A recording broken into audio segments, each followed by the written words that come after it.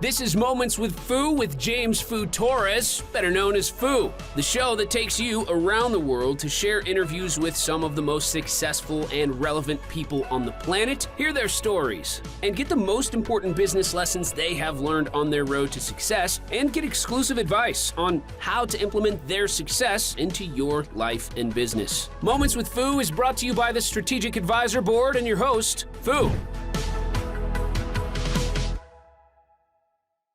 Hello and welcome to Moments with Foo. I'm your host, James Foo Torres, but you can call me Foo, hence the name of the podcast. And today I have Robert B. Foster. He's an international speaker and a podcast host, and I'm going to let him tell you more about that. But first, Robert, how are you? Doing well, thanks. Thank you for the opportunity to be on. Yeah, thanks for taking the time. I'm excited to get into it. So let's kick it off with a quick introduction about yourself and your company. All right, well, as you said, I'm Robert Foster. I'm in Rhode Island, down here in Charlestown by the beaches. And what I do, I spent a good amount of time in the fitness industry. Like, I'm still in the fitness industry now, but I'm transitioning into speaking. I host a podcast, and I help people take the messes of their life and turn them into powerful stories. Awesome. I love it. Taking that trauma, that past, that thing that could be baggage or whatever you want to call it, and turn it into something that actually it becomes your life's mission, purpose, something that you share and empower not only yourself but other people. That's something that I believe is very strongly. I mean, I the main reason that I started my marketing journey in public relations was because I like the storytelling. I like the really tell the why more than just being salesy. So that's why, like, when I told you this when we did our first call, that's something that we can really resonate in, because it's something that stories, as humans, we're storytellers, and it's something that is very important and critical for like life, and then in business is no different. So yeah. Giving your expertise in helping people to craft their stories. This is something that it will be relevant for anybody, right? Regardless of you're doing for an interview for a job, or you are developing your talk to speak, or your book, or whatever the case may be. Even introducing yourself on a networking group, you need to have that story nailed down and have it very efficient and easy to understand. So what would be your advice for business leaders or aspiring business leaders that want to get their story as efficient and punchy and impactful as possible, but just they don't know how to do it? What would be your advice for them? The first bit of advice would be to realize that your story is not about you. And that's one of the toughest things that I get people to understand, is that nobody cares about your story on the surface. People want to hear your story as it pertains to them. So as you're crafting your story, like, first, who is my audience? What are their biggest pain points? How can my experience and my knowledge help alleviate those pain points? And how can I position myself as the right person to help them? And as you're piecing your story together, you put those four things into alignment. Now you have a story that's powerful, versus just getting in front of people and just telling them what you do, telling them your resume, telling them what your titles are. That is all about you. So, for example, if I'm going to speak to people about fitness, I'll get up on stage and I'll start asking questions. Like, have you ever looked in a mirror and didn't like what you saw? Did you ever try to run up a flight of stairs and you had to stop halfway because you couldn't breathe? Did you ever bend down to pick up something and your back hurts? Things of that nature. So now I'm getting into the minds of the audience, and they're thinking, yeah, I can't walk upstairs without getting winded. Or, I try to roll over in bed and my back cracks, so it's like I'm relating into real life situations with them. So it's not just me saying, I'm Rob, I have 20 years training experience, I train 3,000 people, we've lost over 15,000 pounds. Nobody cares about that. They don't care about that yet. When you first get up there, they want to know, all right, this guy understands me, he knows my pain, he feels my pain, and I can feel the passion in his story. Now I want to hear what he has to say. That's amazing. Thank you. Thank you for that, because it's something that I kind of know and heard and I've discussed in a way, but you said it differently, because you went for just starting with that punchy line. I really liked it. Like, your story is not about you, right? Like, that's so punchy and good, because it's like, what do you mean my story is not about me? It's my story, right? What do you mean? Exactly. But in reality, it's not that your story is not about you. It's a matter of the way that you tell your story, right? Like, that people, we're all, as humans, and this is something that you just gotta get in your mind, like, we're all selfish, right? Like, we and it's a matter of survival too. It's like, you Yes. have to you can't take care of others if you don't take care of yourself first. So that's why we're always thinking about ourselves, because Yes. in most people are operating from a place of survival. Like, most Yes. people are in sad reality, but it is what it is. And Mhm. that's why, like, there's such a boom of, like, people, like, oh, like, doing entrepreneurship, doing things, and getting out of the rat race, and this the matrix, or whatever people call it nowadays, right? Because it's so you can start living a life that is not about survival, and now it's about actually enjoying and stuff. So that's Yes. something that I really like about what you said there, because really, really powerful. Like, relate your story to why people should listen to you, right? Yes. Especially if you want to be a speaker.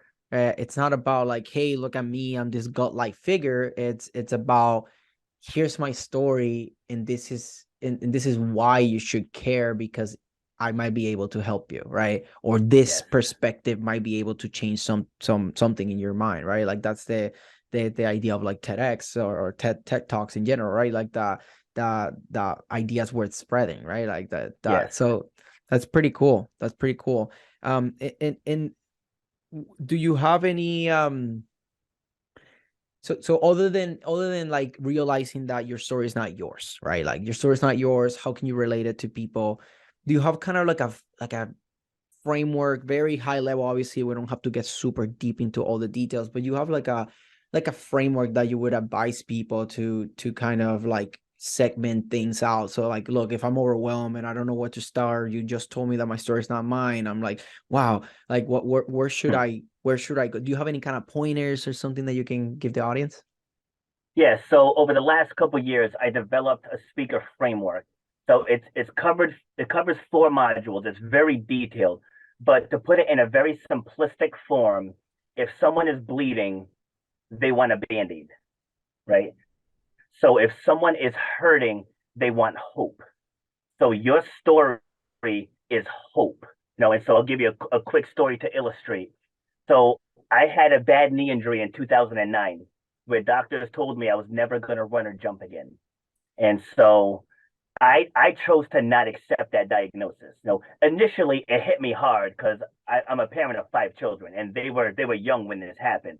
So I'm like, I'm not going to be able to play basketball with my kids. We're not going to be able to go on hikes. Like, we're not going to be able to run on the beach. And I just got into this negative headspace. But I'm also a competitor. I'm a competitive athlete. So I was like, no, no, this is just another challenge that's been put before me, and I'm gonna come back from this. And so, well, fast forward, I made a full recovery. So I got hurt during a track meet when I was 34. So it took 7 years for me to get back out onto the track, but I got back out onto the track and I completed the comeback. And I've got 16 gold medals since I've been told that I would never run or jump again. I've completed 170 obstacle races. I've done a half marathon. I've done a 30-mile Spartan Ultra. And I don't share that to be like, wow, that's amazing. I share that is because someone tried to tell me what was possible for my life, and I chose to take matters into my own hands. And so now, how is that relevant to other people? So a fitness client joined my gym, and she had multiple ankle surgeries. She had pins in her ankles. So we were just doing squats and she was doing something different. And I was like, hey, what's going on? And she kind of looked at me really sassy. Was like, I can't squat. And I was like, A, settle down. And I was like, B, why can't you squat? And she's like, well, the doctors told me I can't squat. I said, okay, why? Why did they tell you that? And she started telling me about the surgery. So I'm like, have you tried to squat? She's like, no. So, well, how do you know you can't? I said, well, I said, okay, forget the doctors. Let's try to squat. And so she bends, she goes down a little. I said, all right, come over here, take the TRX straps. I want you to back up a little, back straight, and just go down as far as you can. And so she kept going, kept going, kept going. I'm like, does it hurt? She's like, it's uncomfortable. Like, well, uncomfortable isn't hurt. So keep going. So she keeps going, and she was able to get all the way down. And within the next 2 to 3 minutes, she did 50 squats. And all because I shared with her what the doctor said to me and what I was able to accomplish. I said, so somebody put a limitation on you and you chose to accept it. I said, so you have a choice right now. And now I'm not telling people out there to not listen to your doctor. That's not what I'm saying. But I just told her, I said, but you have a chance right now to take control of your healing. I said, so let's try. And she ended up doing 50 squats. All I did was use my story to help remove that block that she placed on herself. I love it. I love it. And that's something that I do something very similar. So that got me thinking of like me using my story of, in marketing things. It's like, hey, like we're doing these things, and like because of my background doing this and blah, blah, that's why I can do these things. And like it's always not about just bragging or anything, right? It's about just being able to communicate the message from a place of experience, from a place of, because of this, I feel qualified, or I feel like I have a good understanding, or at least an idea of what this is, right? Like just taking it like from one situation to the other. So that's pretty powerful. So what are some challenges or friction points, or roadblocks that you've seen from people when it comes to telling their story? What's something that kind of holds them? Is it I don't know. What do you find? Top three: fear, doubt, judgment. Those are the top three, and all three of those, they're myths. Like they're non-existent, because people only fear because you're unsure, you're unprepared, and you're unpracticed. That's why people have the fear of judgment and the fear of rejection. Because they're afraid they're going to get up on stage and they're going to say the wrong things, or they're not going to be relatable. But that's because you're not prepared. Like me, I'm a seasoned speaker. If you ask me to get up on stage and speak about nuclear physics, that's not my area of expertise. So I'm going to get up on stage and I'm going to stammer all over the place because I'm not prepared to speak about that. So if you've gone through some type of trauma, you have to go through, unfortunately, you have to revisit what happened. But then you're never going to forget what happened. But so many people get caught up on the what. The power in your story is in the how you got through it. So I can say, yes, I had the bad knee injury. My kneecap was 4 inches away from where it was supposed to be. So like it was a bad injury. But that's not the part that gets people to be like, oh my God, it's every day, the steps that I took every single day to make sure that I had a full recovery. And that is relatable to anything. If you get into a bad car accident, there's steps you have to take every day. If you're 9 months pregnant with swollen feet and a bad back, there's steps you have to take every single day. If you're battling cancer, the steps you have to take every day. If you lose a job that you've had for 30 years, there's steps you have to take every single day. So most people think that this story is not relatable. They're all relatable. Pain is pain, struggle is struggle, recovery is recovery. So whatever it is that you're going through, you can relate it to someone else, because this goes back to, it's not in the what, it's in the how you got through it. So once people understand that, they're going to take their storytelling, right? They're going to go from speaking to storytelling, because it's two different things. Usually when people speak, they're just talking facts, or they're giving a presentation. When you're telling a story, you're given like an autobiography of how you moved on from whatever that pain was. I love it. I love it. That's something I'm taking notes, I'm taking mental notes right now. And I mean, I have this so I can listen to it. Because it, it- I, I've had a lot of like traumatic things, right? Like I lost I was raised without a dad because my dad mentally capacitated, have many challenges in businesses, in the business, hiring the wrong people or whatever. But it's not about like what happened, right? It's a matter Yep. that I'm about to be doing this for almost 2 years full time. I'm still here, even though all those challenges, still Yes. pushing forward. I feel uh, more clear, more wise than ever. And those experiences, I'm never going to forget them. I'm never going to be like they didn't happen. And but I can heal and look at it as like this is part of my story now. Like I went through it and I'm coming out of it and stronger than ever, right? And I Yes. always tell people to because I truly believe this is I got those mistakes uh now like early. So then as I grow and then I'm doing 7-figure deals, right? I never done a 6-figure yet, but I, 6 figures, then 7 figures, right? Yep. And even 8, 9 figures, who knows, right? Or where I can get. That is something that I can then look back. It's like, oh, okay, so I lost, you know, a certain amount of money, or like I lost certain like talent or clients or whatever the case may be, right? Like I lost certain things and I learned, but it's like that's my tuition. That was my tuition. That was my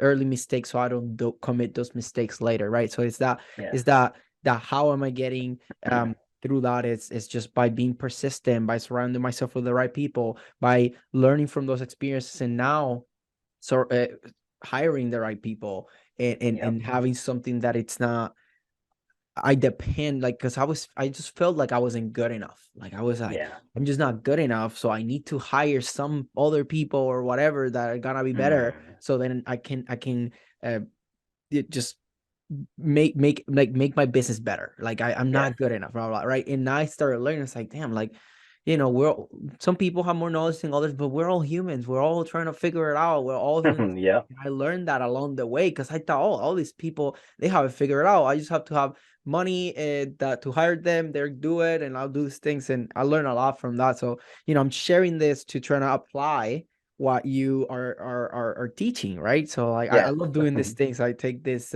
podcast to make it about like, okay, you're doing this, so let me do it on the spot, right? Like this is my story, this is the things that happen. But it's not about what happened, it's about how I'm overcoming it. So thank you for Yep. that. Hopefully, No what do problem. you think? What do you think I for my first try in here just that I did decent, or do you have any feedback? Yeah. No. No. You're doing fine. I mean, the first step, just like you said, I'm not good enough. It's not that you're not good enough. You have to figure out what is your 5% of genius.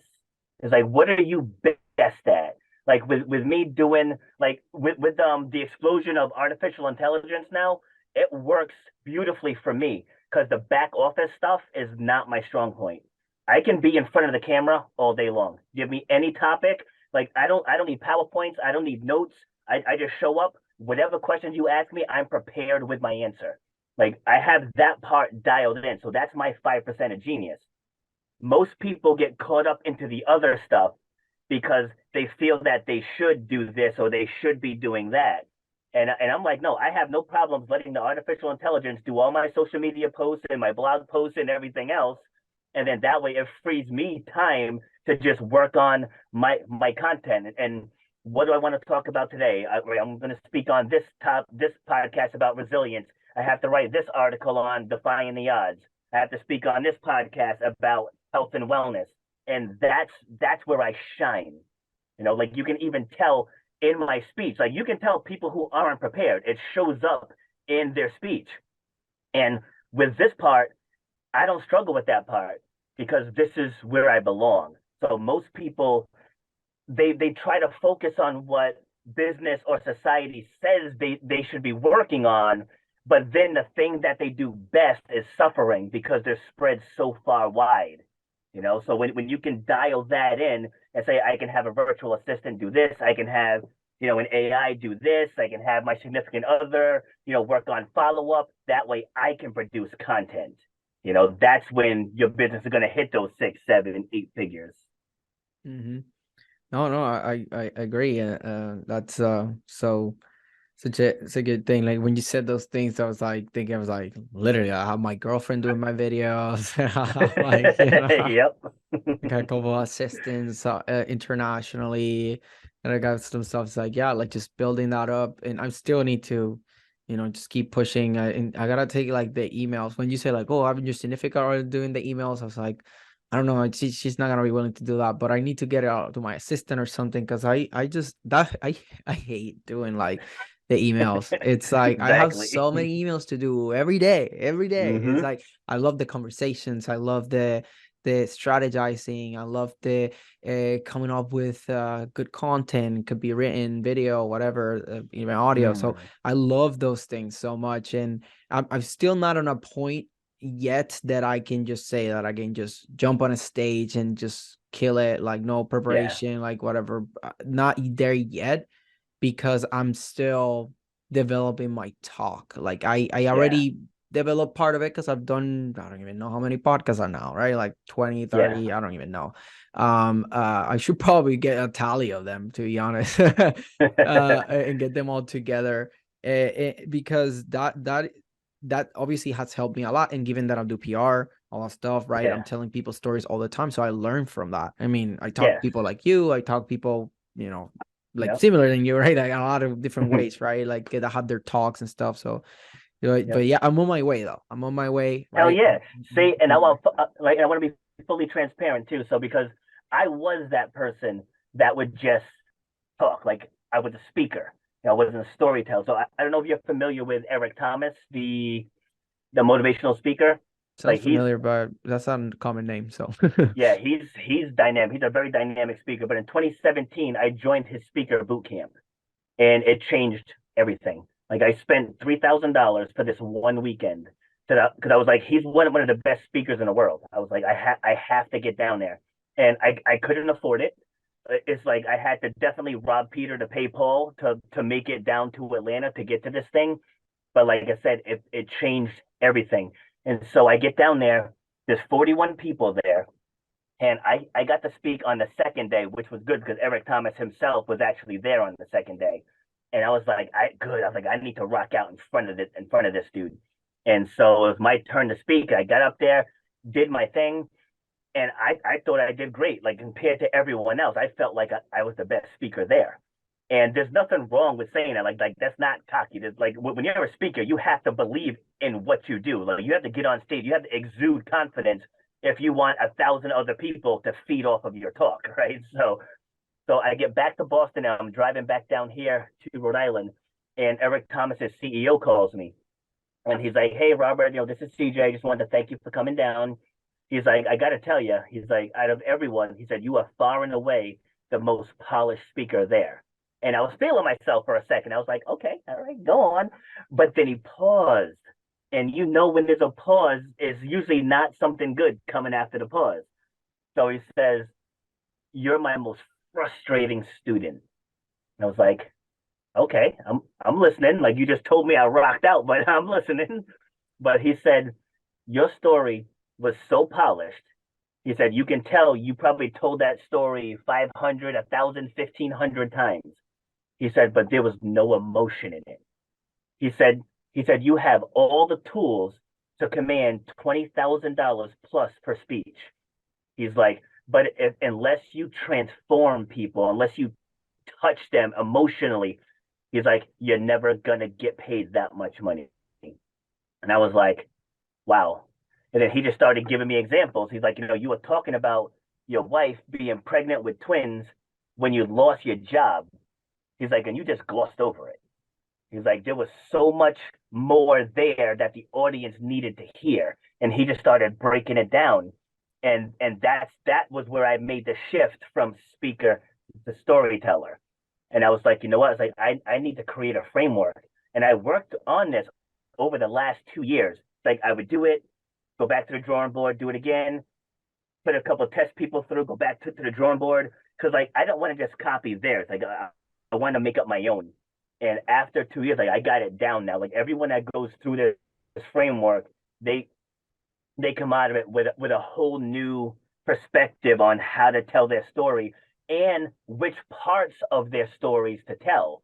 You know, because like And which even ones to for you, emphasize, right? Like not just to tell, but yes, emphasize like the feedback that you got, right? yeah, because like if I talk about my knee story, if I talk about the kidney donation, if I talk about being inducted into my high school athletic hall of fame, like there's so many different things I can speak about with each story. So it's not like I can only talk about overcoming the odds with my knee story. Like that's not true. Like I was saying earlier, it's not the what, it's the how. So going back to the example I used, like if someone's been on a job for 20 years and then they suddenly lose the job, know, like they a lot of people have to rediscover themselves because like their job has become their identity. And so now you lose that job and like you're at a crossroad and you have to rebuild yourself. And that's no different than me learning to walk again, learning to jog again, learning to run again, learning to jump again, learning to compete again. See, so it's in that how where we're going to relate to our audience. I love it. I mean, I gotta have to take that assessment that you have, man. Because I know that you have like an assessment, by the way, like so for the audience to know, and this is one of the things that to kind of funnel to you. I believe that that's how you like. So Yep. can you speak on that because you know that just came to mind, and I really Yeah. want to do it myself, and hopefully Yep. people in the audience. Yeah, so the framework is free. So it's at my website. It's robertdfoster.com. You just fill in your information and it's an immediate download. So it's 4 modules. Now, when you're going through it, it's some of the questions are going to seem like, why does he need to know that? But just trust me, because even the test people that I put, the very first person I put through, he was messaging me. He's like, I don't understand why you're asking some of these things. I'm like, just fill it out completely. Like, and then once you get through the 4 modules, we'll get on the phone, we'll spend a half an hour, and we'll tie it all in together. And that is also free. So then from there, if you still need more guidance, then yeah, I have other programs to where I can guide you. But the first step is I just want to show you my proof of concept. That's why I'm willing to do it for free. That's why I'm willing to give my time for free. And at the end of that, once those 4 modules were done, and then once we map out your signature talk, you'll get to share it on my podcast. And then I have 10 other podcast hosts that I work with, and I can even add you if you want to get on that list to where you'll get booked on at least 10 other podcasts and you'll get my podcast pitch template and we'll get you practicing that speech. And then from there, you don't know where it can go. If you want to blog, if you want to turn it into a book, if you want to start your own podcast, if you want to try to get booked in the media, there's so many different ways we can help you capitalize on that story so you can get your message out to the people that need to hear it. Yeah, and we had this conversation before too, and that's why I wanted to have you in my podcast, because I think that after you have developed your story, everything else becomes easier. Yes. Marketing, Oh yeah. PR, like doing a book, doing going to speaking, right? Doing your Yep. TED talk, like all those different things. After you Yep. have your story, then it's Mm-hmm. just a matter of depending on where you are and how you adjust it to relate to the right people. But you already have your story. You already know how to you're gonna bring the emotion, and then it's just a matter of ramifications on how do you relate it to different people in different ways Yes. and like slightly variations of but you have your core, right? So Yes. that's why I think it's very important to really nail down that story, and then after that, like the rest is pretty easy. So I mean, I commend you for what you're doing. I really like it. I mean, I'm gonna go through your process too, because I'm like, dude, like I've talked to you twice now, and it's really very impactful, very articulated, and that's something that there's always room for improvement, right? Like I keep talking with different people. I have clients that are coaches on their voice and your tonality and how to this the art of the Oh yeah. presence and all, right? Everybody has a different spin to things, but for me, storytelling, it's like the main thing for everything, because that's how we do marketing strategy, right? Yes. So that's why I like we use it to explain things. We use it for them, for my clients, right? To Yes. explain things to then their clients or Yes. their potential prospects. Like storytelling is, like I said in the beginning of this podcast, it is a normal human thing. Like before the Yes. internet and all the like even books, like we were just natural storytellers. And then when there was books for a while that only certain people could read, because not many people could read,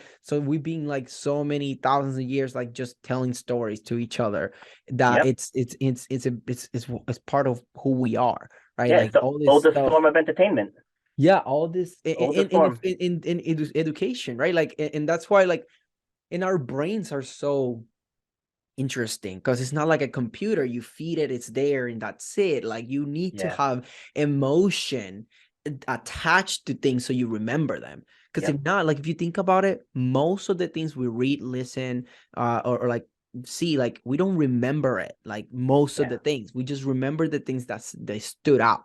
So that's Yes. why bringing that emotion, that's how you can then attach it. It's like, oh, like, I remember feeling frustrated, I remember feeling sad, I remember it, and Yes. that's when you remember what's happening at that time because of that emotion. So Yeah. yeah, like, it's damn, I love storytelling. I'm definitely, telling like the audience, like, should definitely check out that. I'm gonna be doing it myself, so to see, like, I want to see where we're at with those things, because it's something that I'm very intentional about, and then bringing that knowledge to my clients too, so that way we can, I do books and everything, and I have very talented people in my team that they're very good at storytelling, but then, there's always room for improvement. There's always ways that I Yes. could learn from other people and bring that perspective then to my team, to my clients, and then my future clients, right? And Yes. hopefully here.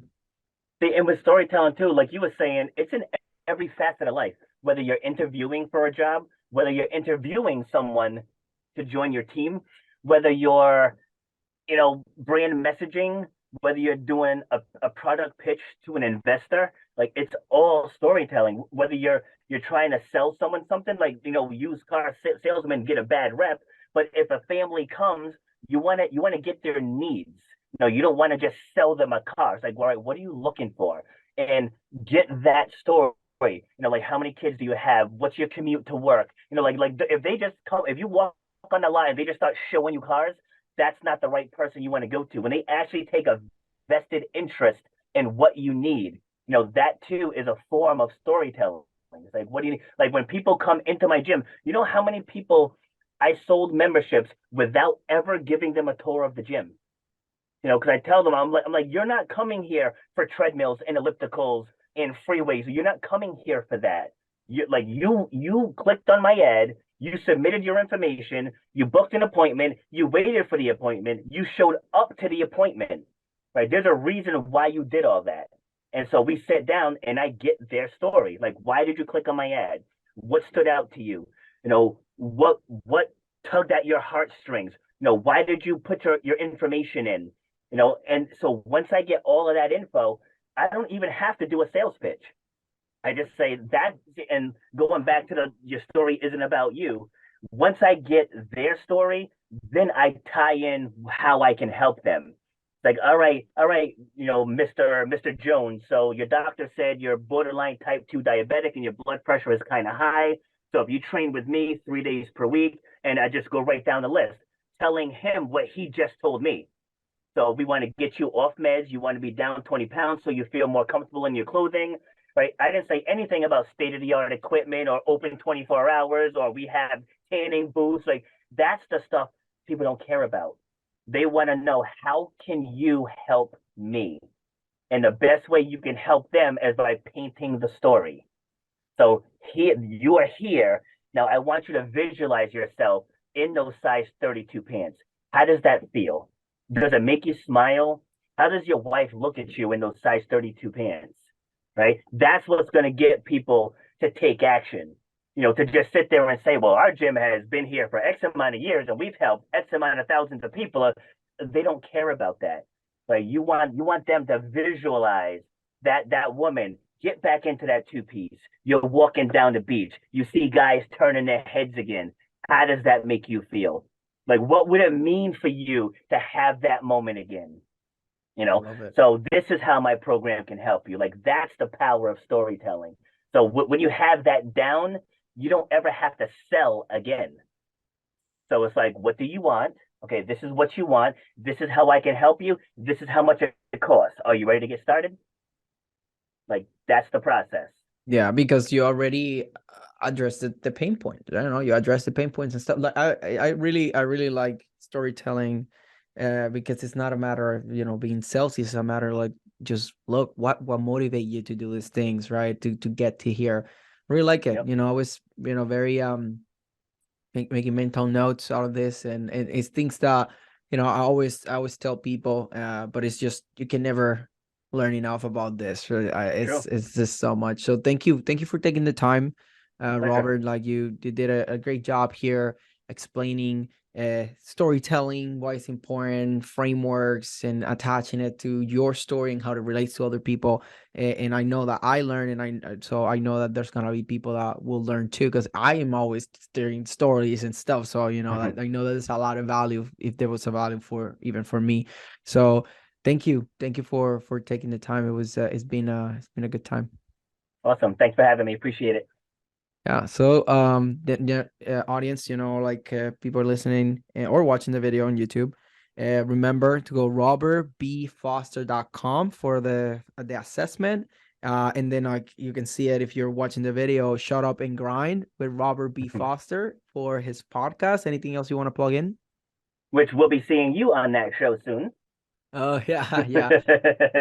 No, I'll be there. I'm excited to tell you my story, and take it from there. I mean, I told you a little bit in here, but you know, we're gonna get deep. Way yeah, deeper. we're gonna go way deeper there. Because when you're gonna be doing the questions, I know, like I can tell already that you're gonna get deep, and I'm looking forward to it. So thanks again for taking the time. This was good, and I look forward to speaking with you again. All right, sounds good. Thank you. So this was Robert B. Foster and Fu, and this is us signing off. Thanks for listening to Moments with Fu with your host, Fu. Please leave your feedback and visit strategicadvisorboard.com to get the latest and greatest business advisement on the planet. Follow us on social media for updates, and we will see you on the next episode.